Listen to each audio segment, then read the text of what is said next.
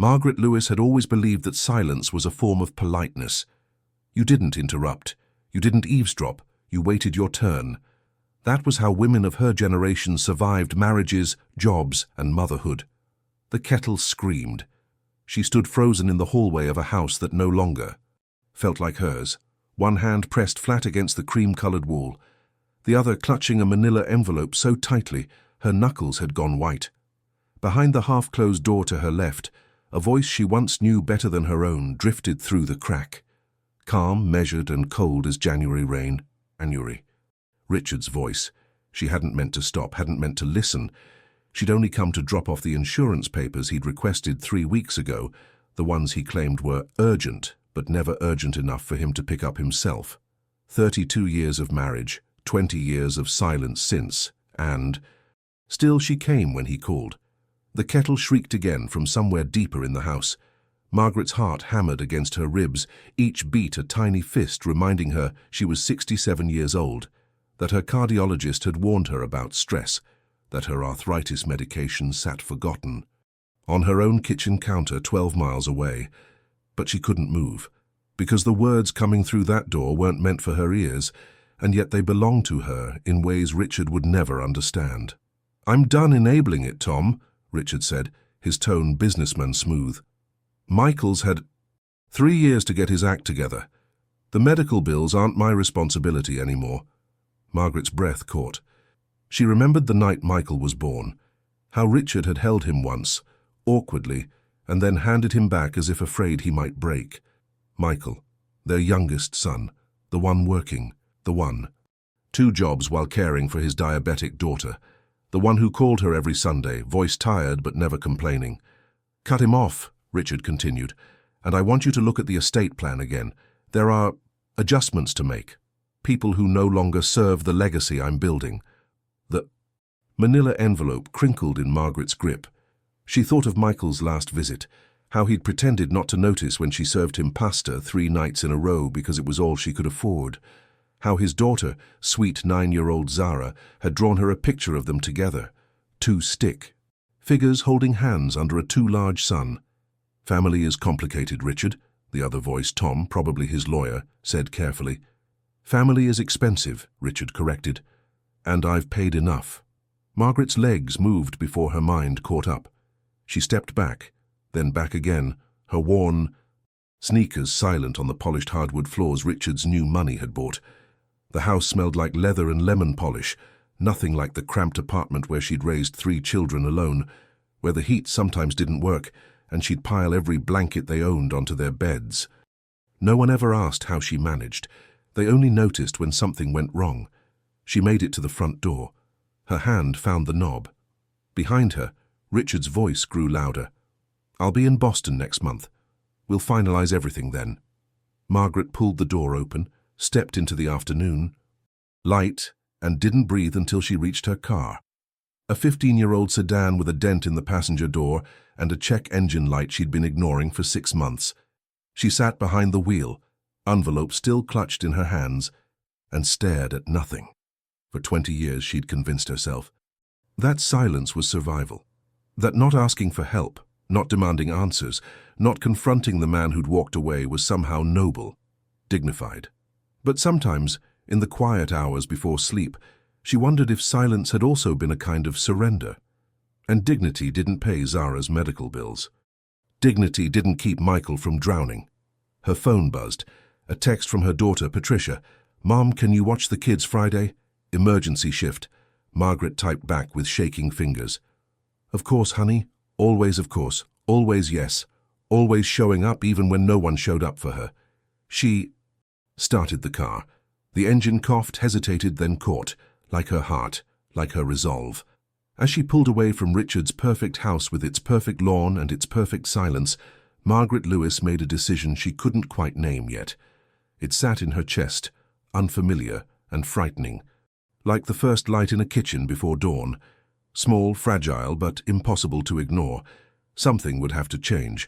Someone would have to speak. The question was whether she still had the strength to be that someone, or if silence had already claimed too much of her voice. What happens when the woman who gave everything finally asks for something back? Margaret woke at 5:30, same as always, though no alarm had been set in years. Her body simply knew. Decades of nursing shifts and children's school schedules had taught it when to rise, and forgetting was not an option, even when there was nowhere urgent to be. She lay still for a moment, listening to the house settle around her. The radiator clanked. The neighbor's dog barked once, then fell silent. Outside, streetlights still glowed against the pre-dawn dark. Her left hip ached. She shifted carefully, the way she'd learned to move, slowly, deliberately, as if her body were something borrowed that might break if handled roughly. The arthritis had been creeping in for 3 years now, each winter worse than the last. Her doctor had prescribed medication she couldn't afford to refill, so she rationed pills like wartime. Sugar, taking them only when the pain made thinking impossible. Today wasn't that day. Not yet. Margaret pushed herself upright, feet finding the worn slippers beside her bed. The floor was cold. Everything was cold lately. In the kitchen, she filled the kettle and set it on the stove. While water heated, she organized her pillbox for the week. Heart medication on Monday, Wednesday, Friday. Calcium supplement daily. The arthritis pills she counted twice, making sure she had enough to last until her next Social Security check. She'd become an expert at stretching things. The kettle whistled. She poured water over a tea bag she'd already used twice, watching the liquid turn pale amber. Waste nothing. That was the rule. That had always been the rule. But as she sat at the small kitchen table, hands wrapped around the warm mug, Margaret's mind wasn't on tea or pills or morning routines. It was on that voice. Richard's voice, cold and clinical as he discussed erasing their son from his will. She'd barely slept. Her phone lit up with a text. "Michael. Morning, Mum. Can I stop by after work? Need to talk." Margaret's chest tightened. She knew that tone, that careful casualness that meant trouble he didn't want her to worry about. She typed back, "Of course, I'll make dinner." Then she stared at her pantry, doing quick math. 2 chicken breasts in the freezer, rice, canned vegetables. She could make it work. She always made it work. The sun rose slowly, painting her kitchen gold. Margaret watched light spill across the counter, illuminating the stack of unopened medical bills she kept meaning to call about. Not today. Today she needed her energy for Michael. But sometimes, in moments like this, she wondered what would happen if she simply stopped. Stopped stretching. Groceries, stopped saying yes, stopped carrying everyone else's weight while her own knees buckled. The thought frightened her more than the pain. By 4 o'clock, dinner simmered on the stove. By 5, she'd changed into her good sweater, the navy one with only one small pull near the hem. By 5:30, headlights swept across her living room window. Michael looked thinner than last month. He smiled when she opened the door, but the smile didn't reach his eyes. "Hey, Mom. Come in, baby. You're just in time." They sat at the table. She served him first, watching him eat the way. Mothers do, noting what he avoided, how slowly he chewed, whether he took seconds. He didn't. "Mom," he said finally, setting down his fork, "I need to tell you something." Margaret's hands stilled in her lap. "The hospital called. Zara's insulin pump failed. We need a new one, but insurance won't cover the full cost. It's $4,000 up front." $4,000. The number hung between them like smoke. "I know you can't help," Michael added quickly. "I'm not asking. I just needed to tell someone." Margaret looked at her son. Really looked. Saw the boy who'd once built elaborate block towers in their tiny living room, who'd held his baby sister with such careful concentration. Saw the man who'd never once complained that his father disappeared, who'd learned responsibility the hard way from watching her survive. And she heard Richard's voice again. "I've paid. Enough." Something shifted in Margaret's chest. Not rage, not yet, but something close to it. Something that had been sleeping for 20 years, learning to be quiet, learning to be small. "Michael," she said softly, "I need to ask you something, and I need you to tell me the truth." He looked up. Confused. "When's the last time your father called you?" Michael's face changed. "Mum, don't—" "When?" He exhaled slowly. 3 years. Maybe 4. Margaret nodded. She'd suspected, but hearing it confirmed felt like touching a bruise she'd been ignoring. Why are you asking? Because some silences, Margaret thought, were not politeness. They were erasure. No reason, honey, she said. Eat. You're too thin. But later, after Michael left with promises she knew he couldn't keep, Margaret sat alone in her dim kitchen and made a decision that terrified her. She would call Richard. Not to beg, not to accuse, just to remind him that some debts couldn't be written off. Margaret didn't call Richard that night or the next morning. Instead, she sat at her kitchen table with a cup of tea she forgot to drink, staring at his number in her phone like it might disappear if she looked away. Her thumb hovered over the screen, pressed nothing, pulled back. What would she even say? Women of her generation weren't raised to confront. They were raised to endure, to smooth things over, to protect everyone's comfort except their own. But that night, she dreamed of Michael's daughter. Little Zara, 9 years old, sitting in a hospital room with wires connected to machines that kept her alive.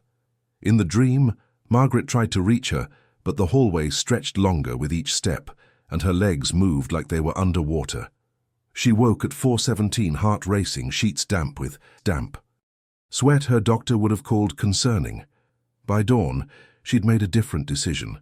If she couldn't call Richard yet, she could at least understand what she was up against. She pulled out a cardboard box from the back of her closet, the one she'd packed 20 years ago when the divorce became final. Inside, old bank statements, letters, legal documents she'd signed without reading because Richard's lawyer had made her feel stupid for asking questions. Margaret spread everything across her bed, numbers that made no sense, accounts she'd never seen. A life that had been decided without her. Input. She'd been so tired back then, so overwhelmed by single motherhood and night shifts and simply surviving, that she'd signed whatever they put in front of her. Grateful even for Richard's lawyer telling her it was fair. Now, looking at the papers with older eyes, she saw things differently. The knock at her door came at 10:30. Margaret startled, quickly gathering the documents. Through the window she recognized Patricia's car, her daughter, the emergency room nurse who barely had time to breathe between shifts and raising 2 teenagers alone. "Mom!" Patricia called through the door. "It's me." Margaret opened it, forcing brightness into her voice. "Honey, I wasn't expecting you." Patricia looked exhausted, still in scrubs, hair pulled back, the kind of tired that lived in bones rather than muscles. "I know, I just needed to see you." They sat together on the worn sofa. Patricia leaned her head on Margaret's shoulder the way she used to as a child, and for a moment neither spoke. "Michael told me about Zara's insulin pump," Patricia said finally. "I want to help, but I know. My credit cards are maxed, the mortgage is behind, and Jake needs braces and Emma's. College applications are due, and I just—" Her voice cracked. "I'm drowning, Mom, and I can't even help my own brother." Margaret wrapped her arm around her daughter, feeling how thin she'd become. When had Patricia started skipping meals? When had the circles under her eyes become permanent? "You're doing everything you can," Margaret whispered. "It's not enough." Those 3 words hung between them, heavy as stones. Patricia pulled back, wiping her eyes. "Did Dad ever offer to help? With any of us?" The question cut clean through. Margaret thought of Richard's voice on the phone. "People who no longer serve the legacy I'm building." She thought of Patricia working double shifts while her father drove a Mercedes, of Michael choosing between his daughter's medicine and rent, of herself rationing heart medication. "No," Margaret said quietly. "He didn't." Patricia nodded like she'd expected that answer. "I used to think maybe he just didn't know that if we told him he'd—" She stopped. "But that's not it, is it?" "No, baby, that's not it." They sat in silence. Outside, children played, their laughter drifting through the window, normal life happening to other families, too. "Mum," Patricia said carefully, "when's the last time you refilled your prescriptions?" Margaret's hands tightened in her lap. "I'm fine." "That's not what I asked." Their eyes met. Patricia had her mother's eyes, brown, warm, but increasingly good at seeing through lies. "I manage," Margaret said. "Margaret, that's not good enough." Patricia's voice broke. You taught us to take care of everyone else, but who takes care of you? The question struck something deep, something Margaret had been avoiding for 20 years. I don't need... Yes, you do. Patricia gripped her mother's hands. You deserve help. 2. You deserve someone fighting for you. Margaret looked at her daughter's face. So much strength there, inherited and hard-won, but also so much exhaustion. Patricia couldn't fight this battle. She was barely surviving her own, which meant if anyone was going to fight, it had to be Margaret herself. I need to tell you something, Margaret said slowly, about your father. Margaret didn't call Richard that night, or the next morning. Instead, she sat at her kitchen table with tea going cold in her favorite mug, the chipped one with faded flowers that had survived 3 moves and 2 decades. Her thumb hovered over his name in her phone, pressed nothing, pulled back. What would she even say? Women of her generation weren't raised for confrontation. They learned to absorb, to smooth, to make peace, even when peace meant swallowing pieces of themselves until nothing remained. That night, she dreamed of Zara in a hospital bed, small hands reaching through wires and tubes, calling for her grandmother. Margaret tried to run, but her legs wouldn't move, and the hallway stretched endlessly away. She woke at 4:17, sheets damp, her heart medication sitting untaken on the nightstand because she'd been rationing again. By dawn, she'd made a different choice. She pulled out a cardboard box from the closet, the one packed 20 years ago when lawyers divided her life into paperwork. Inside, bank statements she'd never understood. Documents she'd signed because Richard's attorney spoke over her questions, making her feel small for asking. She'd been so tired then, working double shifts, raising 3 children alone, surviving on fumes and faith. She'd signed everything they put in front of her, grateful they called it fair. Now, with older eyes, she saw differently. The knock came at 10:30. Patricia stood on the porch still wearing scrubs, hair escaping its ponytail, exhaustion carved into the spaces under her eyes. Mum, I need to talk. They settled on the sofa, where Margaret had once nursed all 3 babies, where she'd held them through nightmares and heartbreaks, where she'd learned that motherhood meant carrying weight until your spine curved with it. Patricia leaned against her shoulder. Michael told me about the insulin pump. Margaret said nothing, just held her daughter's hand. I want to help him, but I can't. Patricia's voice fractured. My credit cards are maxed, the mortgage is 2 months behind. Jake needs braces. Emma's college applications cost money I don't have. And I'm working 70 hours a week and it's still not enough. You're doing everything you can.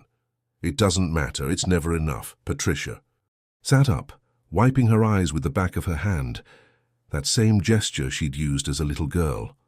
Did Dad ever offer to help? Any of us? The question landed like a stone in still water.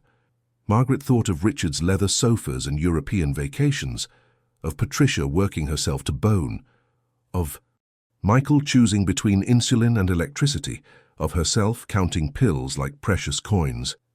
No, she said quietly. Patricia nodded as if she'd known. I used to think maybe he just didn't realize. That if someone told him, she stopped, laughed bitterly. But he knows, doesn't he? Yes. Baby, he knows. Silence filled the room. Outside, neighborhood children shrieked with laughter. Normal families living normal lives. Mom? Patricia's voice turned careful. When did you last refill your prescriptions? Margaret's hands tensed. I'm managing. That's not an answer. Their eyes met.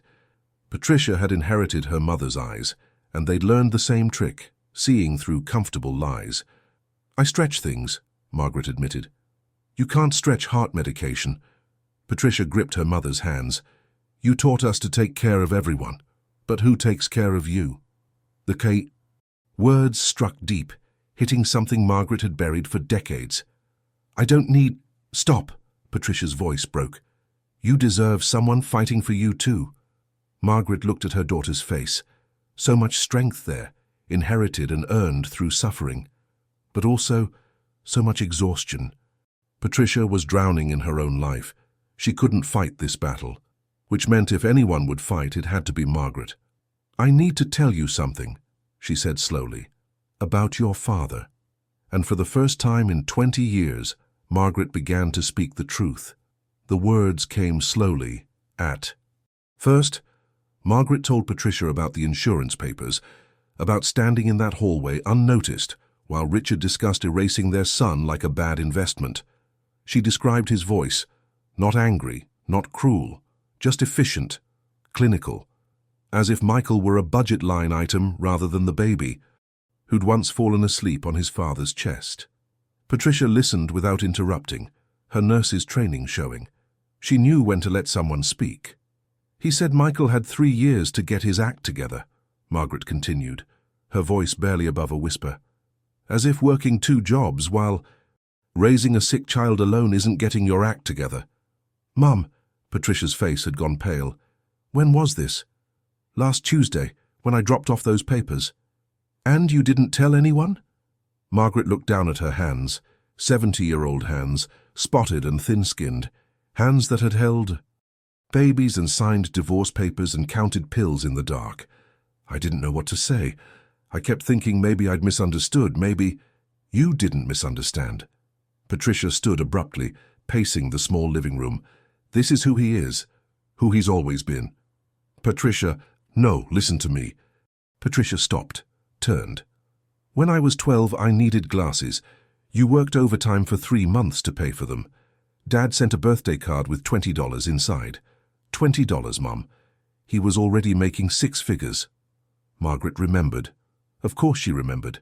She remembered all of it, every unpaid child support check, every missed birthday, every time she'd lied to her children about why their father couldn't visit. Protecting him. Even then. Patricia sat back down, but differently now. Coiled. Angry. What are you going to do? I don't know. That's not good enough. The we.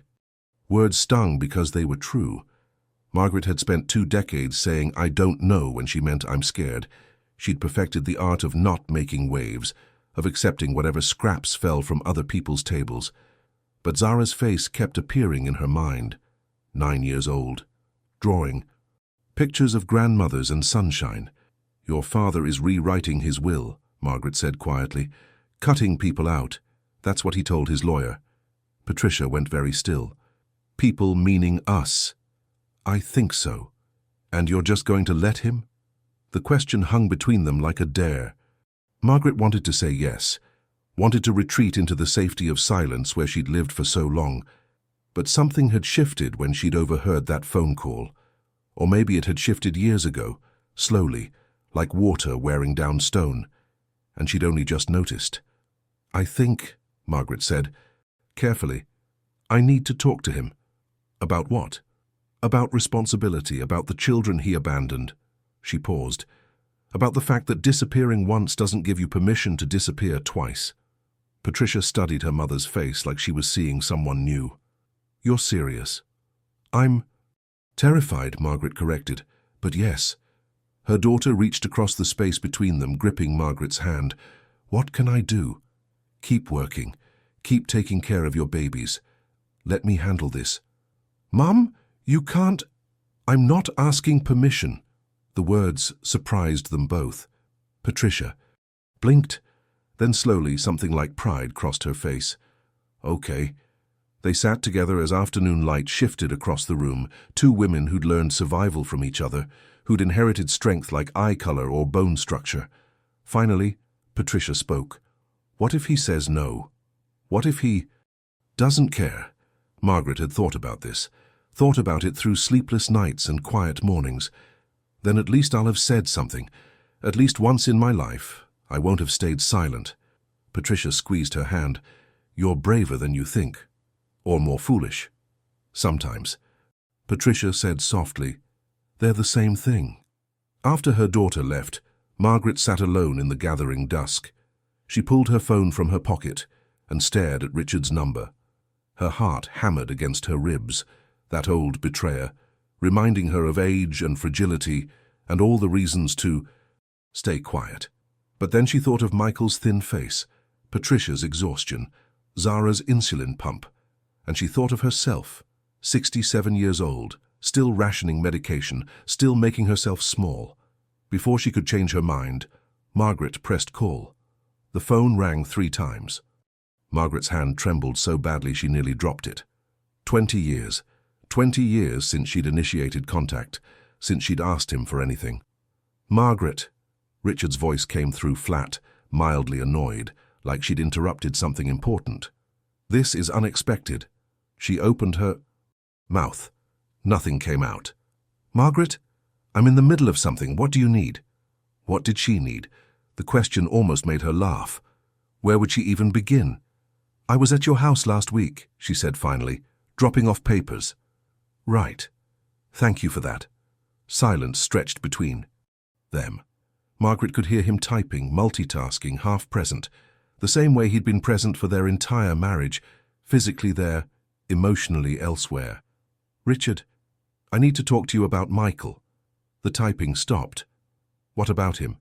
His daughter needs medical equipment. $4,000. Insurance won't cover it. And? His tone sharpened slightly. Margaret, I'm not made of money. The lie was so brazen, it took her breath away. She thought of his house with its marble counters and his car that cost more than she'd made in 5 years of nursing shifts.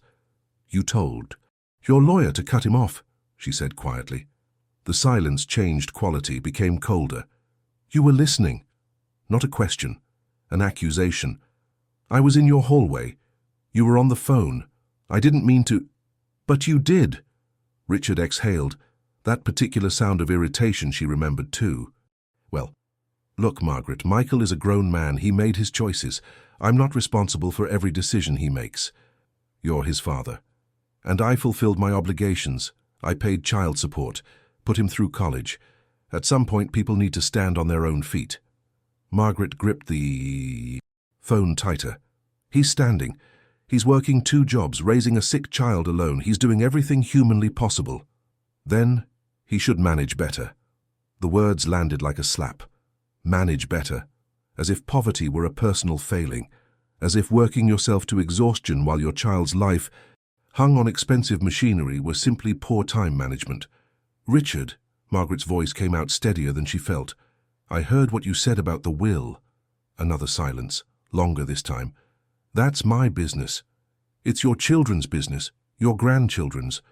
My estate, my decisions. Your family. Family. He said the word like it tasted bitter. Where was family when I was building my career, working 80-hour weeks, providing while everyone else just took?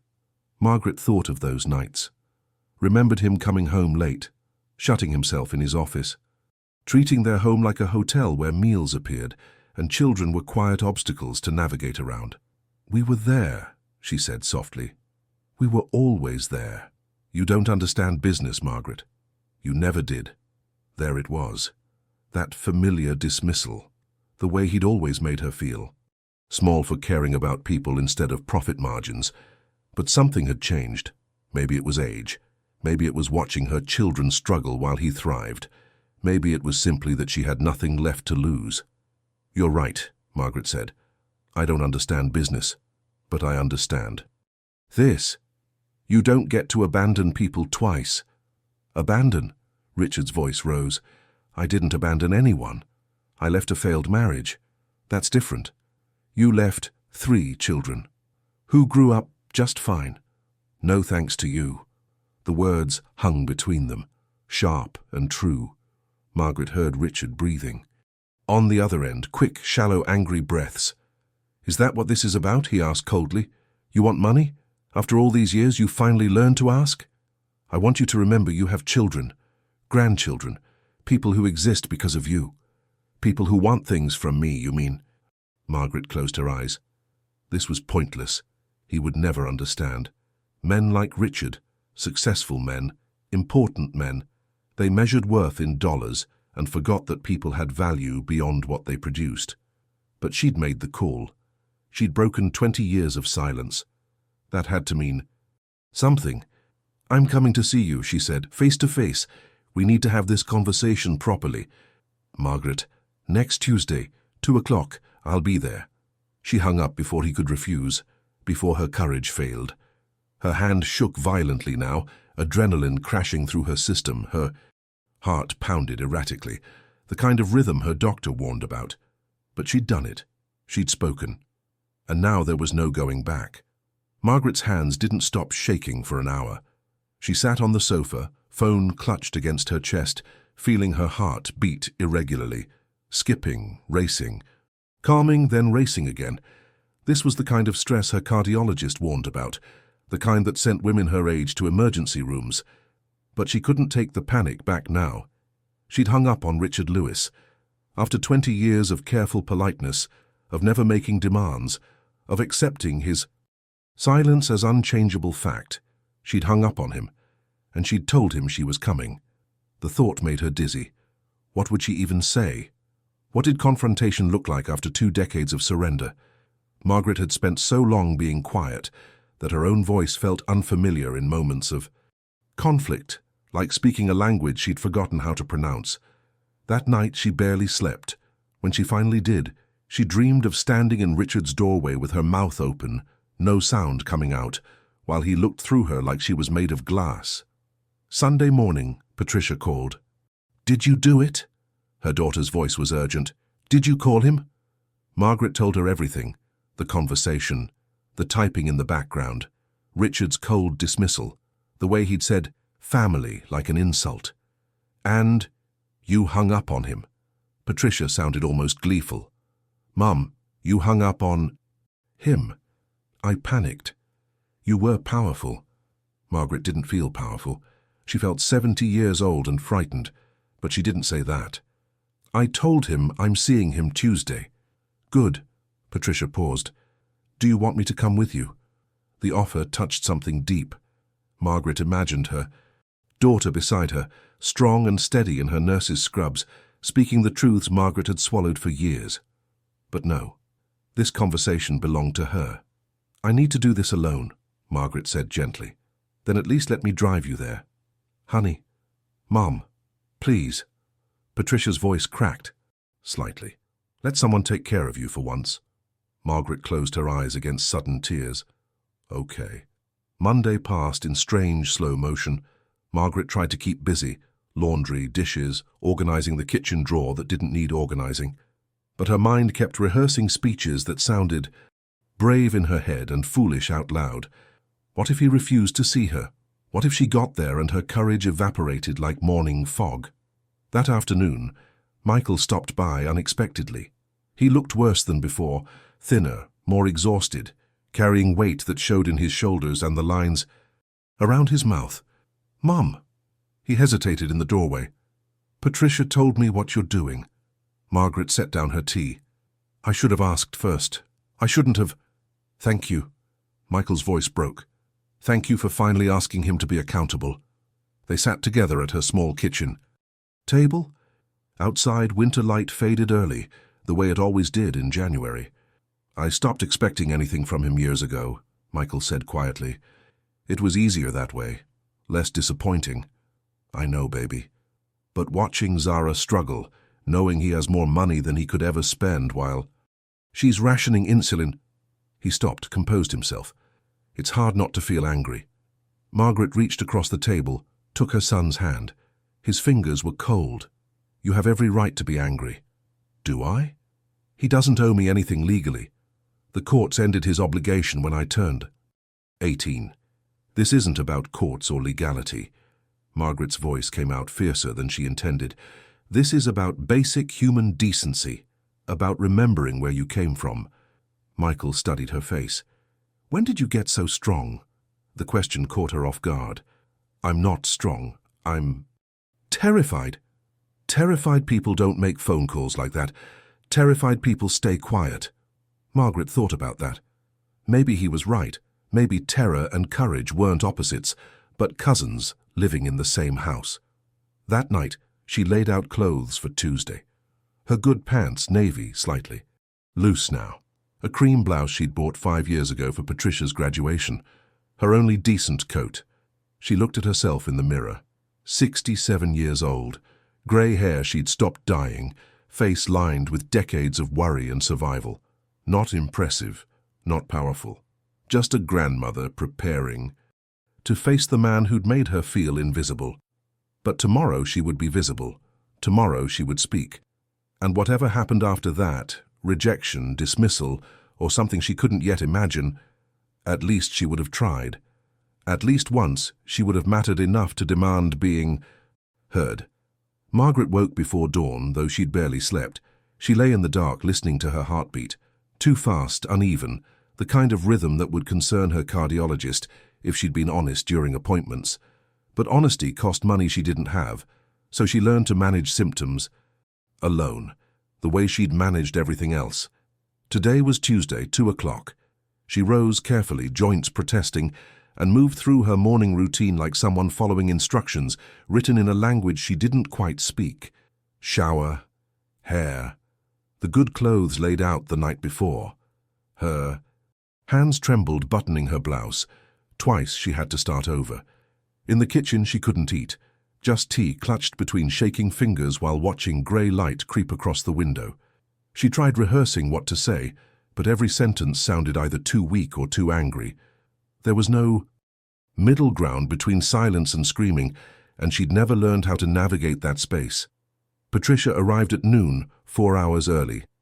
"I couldn't wait," her daughter admitted, still in yesterday's scrubs. "My shift ended at 6 this morning. I haven't slept." They looked at each other, two exhausted women preparing for battle without weapons or training. "We could cancel," Patricia offered quietly. "You don't have to do this." Margaret thought about that, about returning to silence, to safety, to the small life she'd carved from scraps. No confrontation, no risk, just more years of rationing pills and pretending she didn't matter. "Yes, I do," she said. They left at 1:15, giving time for traffic Margaret didn't really need. The drive felt longer than 12 miles. Every stoplight, every turn brought her closer to a conversation she'd avoided for 2 decades. Patricia kept glancing over, checking the way she checked patients before procedures. "Your color's pale. Are you taking your medication?" "I'm fine." "Mom, I'm fine." But Margaret's left hand pressed against her chest, feeling that irregular rhythm, that betrayer heart reminding her of fragility. Richard's neighborhood appeared like a movie set, manicured lawns, houses that cost more than Margaret would earn in 3 lifetimes. Patricia drove slowly, both of them searching for the address, though they both knew exactly where it was. The house appeared too soon.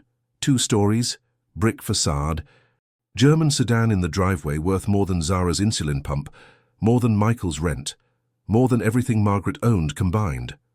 Patricia parked across the street, cut the engine. Neither of them moved. "What if he refuses to see me?" Margaret's voice came out small. "Then you knock until he does." "What if I can't find the words?" Patricia turned, took her mother's face in both hands. "Mom, you've been finding words your whole life, words to comfort crying children, words to explain why Daddy wasn't coming home, words to make $3 stretch into dinner. You've always had. Words. Those were different." "No, they weren't." Patricia's eyes shone. "You've been fighting your whole life. You just called it something else." Margaret looked at the house, at the perfect lawn, the expensive car, the visible comfort built on abandonment and erasure. She thought of Michael's thin face, Patricia's exhaustion, Zara's small hands drawing pictures of grandmothers. She thought of herself at 47, signing papers she didn't understand, too tired to fight, too overwhelmed to demand better. Not today. Today, she would demand better. Even if her voice shook, even if he dismissed her, even if nothing changed, because silence had cost her everything. And speech, frightening, uncertain speech, was all she had left. "Okay," Margaret said. "I'm ready." She opened the car door. Margaret's legs felt disconnected from her body as she crossed the street. Each step required conscious thought, left foot, right foot, breathe, like relearning how to walk. Behind her, Patricia waited in the car, a silent witness Margaret could feel even without looking back. The driveway seemed impossibly long.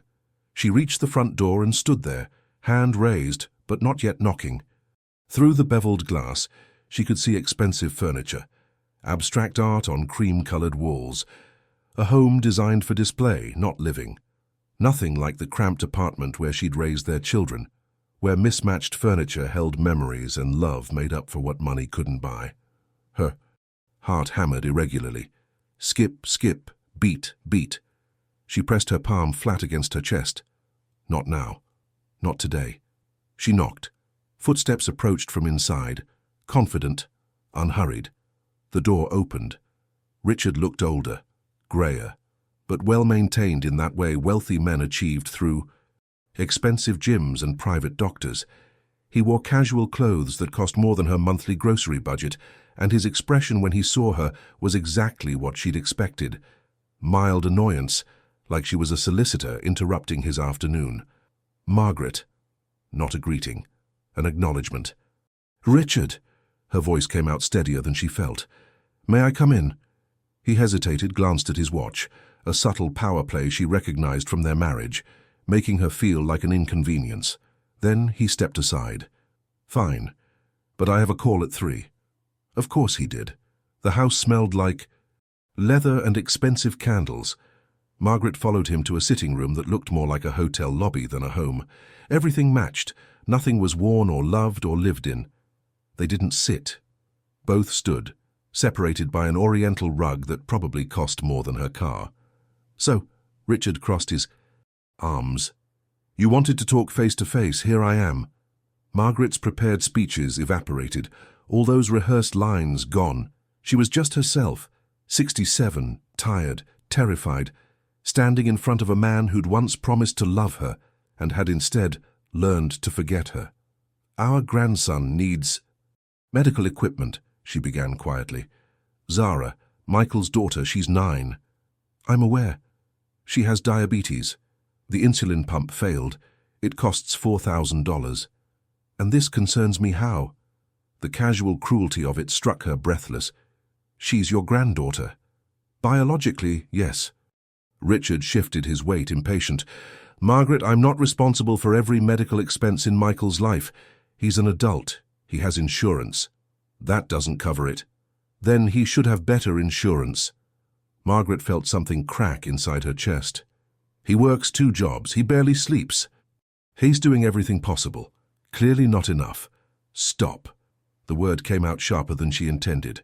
"Stop talking about our son like he's a business failure, like his value is measured in dollars." Richard's expression hardened. "In the real world, Margaret, results matter. I built everything I have through hard work and smart decisions. If Michael can't do the same, you had help." Her voice rose despite herself. "You had a wife raising your children alone so you could work 80-hour weeks. You had child support you paid late or skipped completely. You had the privilege of walking away when things got hard. I never skipped." "Yes, you did." Margaret pulled folded papers from her purse, old bank statements, court documents, proof she'd carried for 20 years. November 1998. March 1999. July 2000. Should I continue? Richard's face changed. Not guilt, recognition. "Those were difficult financial periods," he said carefully. "They were difficult for me too, but I still fed our children." Silence filled the room. Outside, a lawn services mower hummed distantly, normal suburban life continuing while Margaret's world tilted. "What do you want?" Richard asked. Finally, his tone colder now. "Money, is that what this is?" "I want you to remember you have children, grandchildren." "I remember." "No." Margaret stepped closer, feeling decades of silence breaking apart inside her. "You remember they exist. You don't remember they matter. That's not your rewriting your will to erase them." Richard went very still. "Who told you that?" "I heard you. On the phone with your lawyer. People who no longer serve your legacy." His jaw tightened. "You were eavesdropping. I was in your hallway. You were loud." Margaret's hands shook, but her voice held steady. "You don't get to abandon people twice, Richard. You don't get to walk away from your children as babies and then erase them as adults. My estate, my choice, your family, your responsibility." They stood facing each other across that expensive rug, and Margaret saw something she'd never Seen before in Richard's eyes. Not anger, not dismissal, uncertainty. The uncertainty in Richard's eyes lasted only a moment. Then his expression hardened again, that familiar mask of control sliding back into place. You don't understand business, Margaret. You never did. This isn't business. This is family. Family. He said the word like a diagnosis. Do you know what family cost me? The stress, the expectations, everyone wanting something, needing something, while I worked myself half to death providing? Margaret stared at him. You think you're the only one who worked hard? I didn't say that. You didn't have to. Her voice shook but didn't break. Do you remember the winter of 1994, when Patricia had pneumonia and Michael broke his arm the same week? Richard shifted uncomfortably. That was a long time ago. I worked 3 double shifts in 5 days, slept 4 hours, or total. Held Patricia through fever dreams and drove Michael to the emergency room with a broken arm because you were in Chicago at a conference. Margaret's hands trembled, but she kept speaking. You called once. Asked if everything was handled. I was working, providing. You were absent. The word hung between them, sharp and true. And I never asked you to choose, I just needed you to show up, even once. Richard's jaw tightened. I did show up. I paid for everything. Money isn't showing up. It's what keeps lights on, food on tables, roofs overhead. And love? Margaret asked. Quietly. What keeps that alive? The question seemed to catch him off guard. He looked away toward the window where afternoon light painted geometric patterns across his expensive floors. I wasn't good at that, he admitted finally. The emotional stuff. I never knew what to say. You could have. Tried. I did try. His voice rose slightly. In my own way, working. Building something. Making sure you all had security. Margaret thought about that. About the checks that came late, but came. About the child support that kept them fed, if not warm. About a man who showed love the only way he knew how, through distance and dollars. But children needed more than money, they needed presence. Richard, she stepped closer. I didn't come here to punish you. I came to remind you that your children still exist, still need you. Not your money, you. They're adults now, which means they need you differently. As a grandfather, as someone who acknowledges their lives matter. He was quiet for a long moment. When he spoke, his voice sounded tired. Do you know what it's like being the person everyone wants something from? Never being enough? The vulnerability surprised her. For the first time in decades, she saw past the successful businessman to the man underneath, uncertain, defensive, probably lonely. Yes, Margaret said softly. I do know. That's been my entire life. Their eyes met. For just a second, something passed between them. Recognition, maybe. 2 people who'd both felt inadequate in different ways. Then Richard's phone buzzed. He glanced at it, that automatic response to digital demands. Your 3 o'clock call, Margaret said. He hesitated, phone in hand. I should take this. Of course. Margaret turned toward the door, exhaustion suddenly overwhelming. She'd said what she came to say. Whether it mattered remained to be seen. Margaret. She stopped, turned back. Richard stood there, phone still buzzing, looking older than his years. The insulin pump, for Zara. How much again? $4,000. He nodded slowly. I'll have my assistant send a check to Michael. Margaret's breath caught. Richard, don't. He held up a hand. Don't make it more than it is. It's just money. But they both knew it wasn't. It was acknowledgement, connection, a small crack in 20 years of absence. Thank you, Margaret whispered. I'm not promising anything else. I'm not changing my will or suddenly becoming Father of the Year. I know. But I'll help with this for Zara. Margaret nodded, not trusting her voice. This wasn't the transformation she'd hoped for. Richard wasn't suddenly a different person.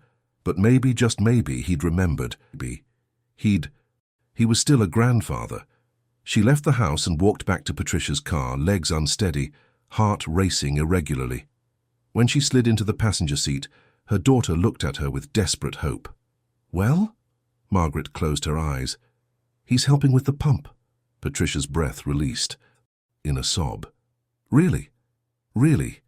They sat there in the car, two women who'd survived on scraps and determination, crying together over one small victory. 3 weeks passed. Margaret didn't hear from Richard directly. The check arrived via his assistant, efficient, impersonal, accompanied by a brief note typed on business letterhead. But Michael called the day it came, voice breaking with relief and gratitude, and that was enough. Zara got her insulin pump. That was what mattered. Life didn't transform overnight. Margaret's arthritis still ached on cold mornings. Her prescription still needed rationing. Patricia still worked herself to exhaustion, and Michael still carried weight that showed in his shoulders. But something fundamental had shifted. Margaret woke one Saturday morning to sunlight streaming through her kitchen window. She made tea, a fresh bag this time, not reused, and sat at, and her small table feeling something she hadn't felt in years. Not happiness exactly, not victory, just presence. Like she occupied space that mattered. Her phone rang. Patricia. "Mom, can you come to dinner Sunday? All of us. Michael's bringing Zara." Margaret smiled. "Of course, honey." Sunday.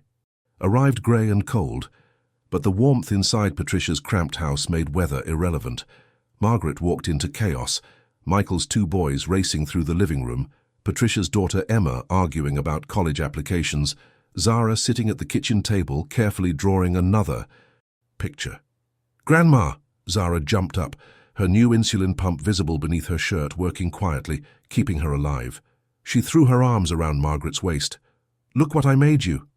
Another drawing, 2 stick figures holding hands. But this time, words written carefully at the bottom. "My." Grandma is brave. Margaret's throat tightened. "It's beautiful, baby." Dinner was loud and imperfect. Too many people crowded around a table meant for 6, mismatched chairs. Pasta again, because it stretched furthest. Children arguing and laughing and spilling things. Margaret sat at one end, taking it in, this beautiful mess of family she'd held together through sheer stubbornness and love. Michael caught her eye across the table, mouthed silently, "Thank you." She nodded, no words needed. After dinner, Patricia walked her to the car. "How are you really doing?" her daughter asked. "With, everything?" Margaret considered the question. "Tired, scared sometimes. My heart still acts up. But I spoke." Margaret looked at her daughter's face, seeing strength she'd helped create. "For once in my life, I didn't stay quiet when silence would have been easier." Patricia hugged her. Tight. That's everything. Driving home through dark streets, Margaret thought about Richard, about that moment of uncertainty in his eyes. He wasn't a changed man, probably never would be, but he'd remembered, briefly, that people mattered more than legacies. That had to count for something, home. Felt smaller after Patricia's chaos, but not lonely, just quiet. Margaret made her bedtime tea, took her rationed pills, and sat by the window watching streetlights glow against winter darkness. Her body still ached. Money was still tight. Tomorrow would bring the same struggles as yesterday. But she'd spoken truth to someone who'd made her feel invisible. She'd demanded accountability from a man who thought his obligations had expired. And her family, imperfect, struggling, beautiful, remained intact. Margaret thought of all the women like her, women who carried families without applause, who were dismissed, overlooked, expected to endure quietly, who aged while still protecting everyone else. The message sat clear in her heart. It was never too late to matter. Never too late to find your voice. Never wrong to fight for people you loved. Even at 67, with a failing heart and empty pockets, courage still counted. She stood slowly, joints protesting, and turned off the kitchen light. In the darkness before dawn, something small but persistent glowed, like the first light in a kitchen window before sunrise.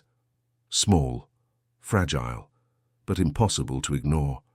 Margaret's story reminds us that sometimes the bravest thing we can do is simply refuse to disappear, that our voices matter, no matter how late we find them. And that love, even when it's tested by silence and absence, can still reshape the world one small choice at a time. Thank you for listening.